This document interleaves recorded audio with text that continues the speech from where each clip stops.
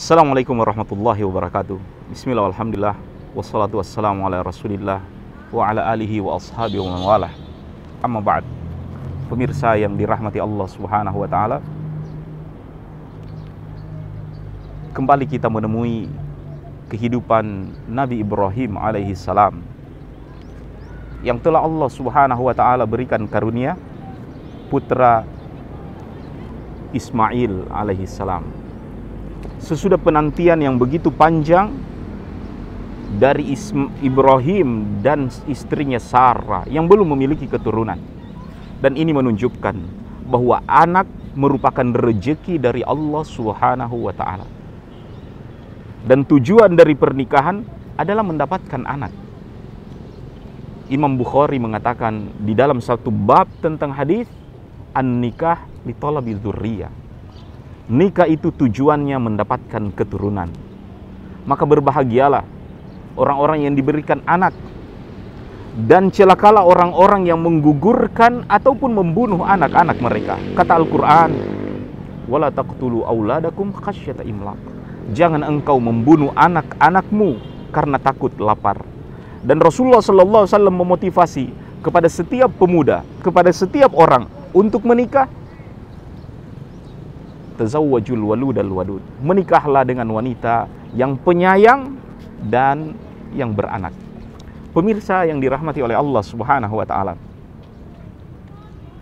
ketika lahir Ismail alaihi salam ini, oleh Allah Subhanahu wa ta'ala menyuruh Ibrahim supaya mengantar putranya dan juga istrinya ke sebuah tempat yang fi wadin ghairi dzi zar'in inda baitikal muharram, ke tempat yang tandus, yang tidak memiliki tanaman pepohonan, di rumah Allah Subhanahu wa ta'ala.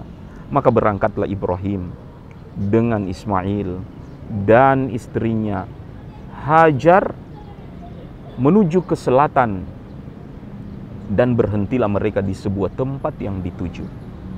Ibrahim menurunkan Hajar dan bayinya. Kemudian Ibrahim langsung berpaling, pergi tanpa menoleh. Hajar bertanya-tanya, Ibrahim, Ibrahim.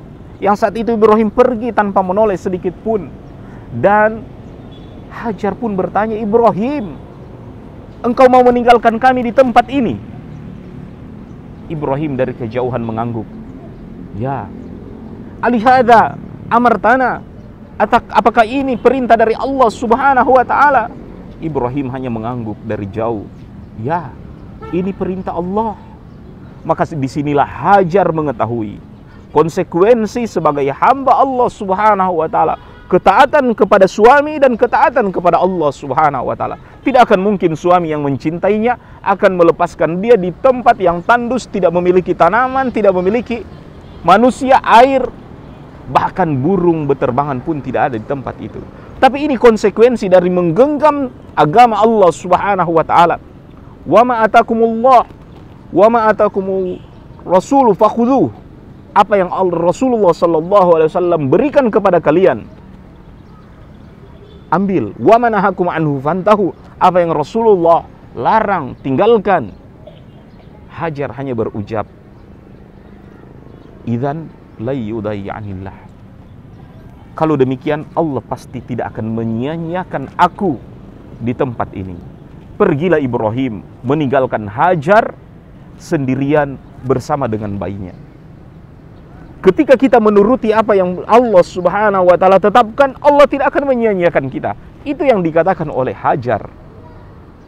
Dan ini yang harus diamalkan oleh manusia. Bila mana kita setia terhadap syariat ini, Allah ta'ala tidak akan menyia-nyiakan kita.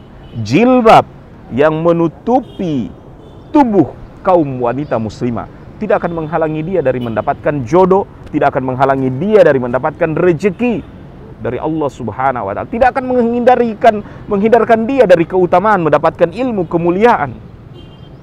Sebab intang surullah yang surkum.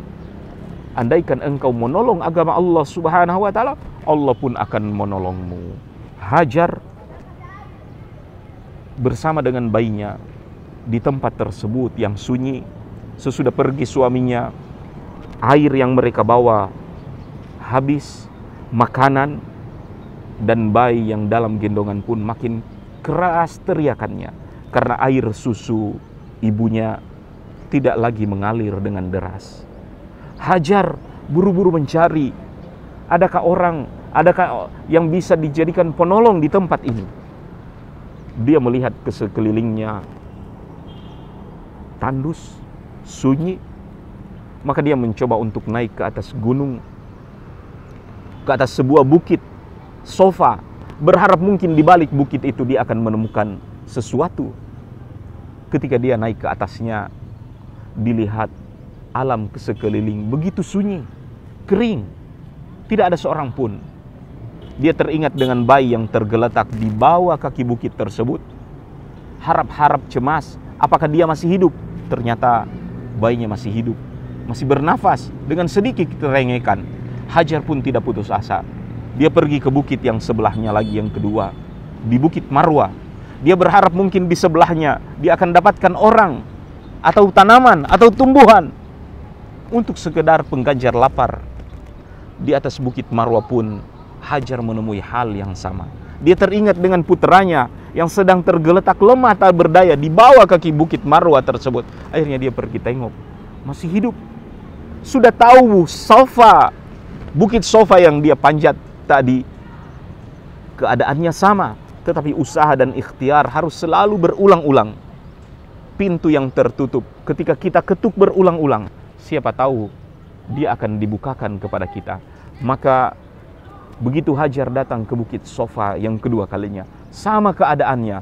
Turun lagi dia memeriksa anaknya, pergi lagi ke Bukit Marwah. Sofa, Marwah 7 kali berulang-ulang. Tetap sama hasilnya. Di dalam keputusasaan tersebut, Hajar kembali memeluk anaknya yang makin lemah. Ternyata gerakan kaki dari anaknya tersebut mengenai pasir tempat dia bersimpuh. Terlihat oleh Hajar, tanah tersebut basah, menunjukkan ada air. Maka oleh Hajar dikorek, digali, sedikit demi sedikit memancarlah mata air yang oleh Hajar disebut zam, berkumpul menurut bahasanya pada saat itu. Akhirnya air yang menyembul dari dalam bumi tersebut berkumpul, kemudian berubah menjadi jernih, menjadi minuman bagi Hajar. Rasulullah SAW sempat bersabda, mengatakan, rahimallah Ummu Ismail, mudah-mudahan Allah memberikan rahmat kepada ibunda Ismail. Seandainya dia tidak menggali air yang memancar tersebut, lakanan nafur, niscaya hari ini air tersebut adalah air mancur yang memuncrat dari dalam bumi. Jemaah sekalian yang dirahmati oleh Allah Subhanahu wa taala, dengan air tersebut Hajar meminum, demikian juga haus hilang dari anaknya. Dan ini menunjukkan kepada kita bahwa sesungguhnya rezeki telah Allah Subhanahu wa taala tuliskan kepada manusia. Bahkan kita tidak akan mati, diwafatkan oleh Allah Subhanahu wa taala sebelum tegukan air terakhir kita telan di atas muka bumi ini. Hajar berusaha mencari rezeki 7 kali bolak-balik, memanjat 2 bukit. Tetapi rezeki itu telah Allah catatkan ada di bawah, di tempat dari digeletakkan anak tersebut. Dan ini menunjukkan kepada kita bukan kekuatan kita terhadap rezeki ini sehingga rezeki itu kita dapatkan, tapi semata-mata dari apa yang Allah Subhanahu wa taala tuliskan kepada kita. Wa ma min dabbatin fil ardi illa 'alallahi rizquha. Tidak ada hewan melata pun di muka bumi kecuali Allah Subhanahu wa taala yang telah menuliskan rezeki untuknya. Maka tidak perlu khawatir terhadap rezeki. Rezeki dijemput di masjid. Rasulullah SAW ajarkan kita doa ketika kita keluar dari masjid, Allahumma gfirli waftahli abwaaba fadli. Ya Allah, bukakanlah pintu keutamaan, yaitu rezekimu.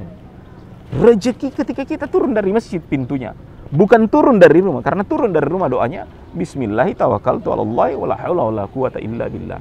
Dan pemirsa yang dirahmati Allah Subhanahu wa taala, insyaallah perjalanan Hajar dan Ismail di tempat tersebut, di tempat yang tandus, yang tidak berpenghuni, akan kita bahas pada segmen yang akan datang. Wabillahi taufiq wal hidayah. Wassalamualaikum warahmatullahi wabarakatuh.